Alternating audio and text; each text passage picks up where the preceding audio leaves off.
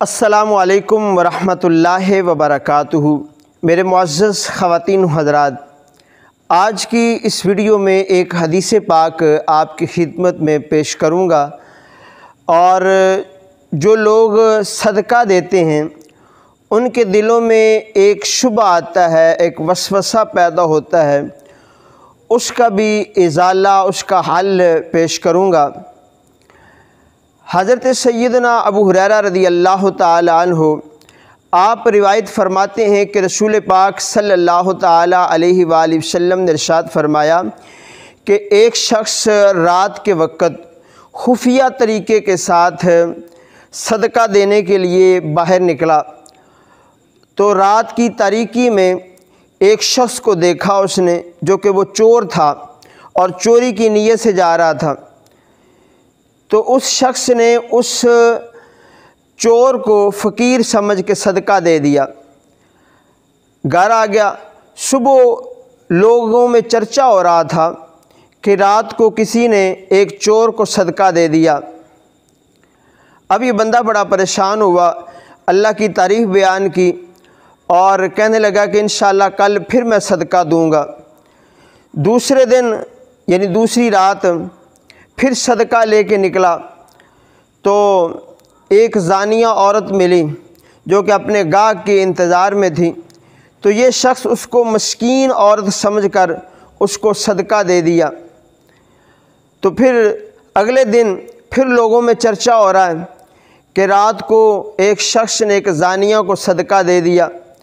اب جب اس نے بات سنی تو یہ بڑا حیران ہوا، پریشان ہو گیا، اللہ کی تعریف بیان کی، تو پھر نیت کی کہ میں آج رات پھر صدقہ کروں گا۔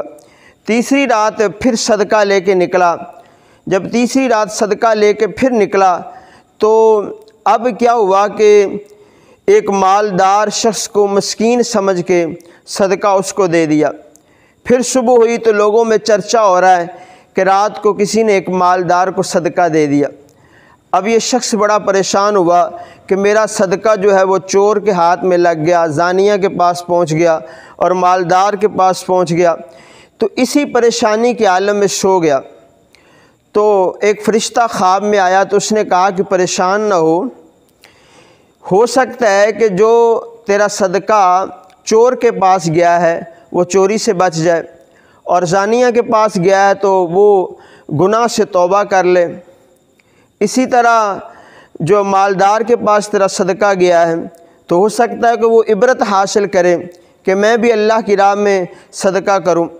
مطلب یہ تھا کہ یہ جو تیرا صدقہ تھا یہ مالدار، زانیہ اور چور کے ہاتھ میں گیا، اچھا تو نہیں ہوا، لیکن چونکہ لا علمی کی وجہ سے ہوا اور تیری نیت اچھی تھی، اس وجہ سے تیرے تینوں صدقے قبول ہو گئے۔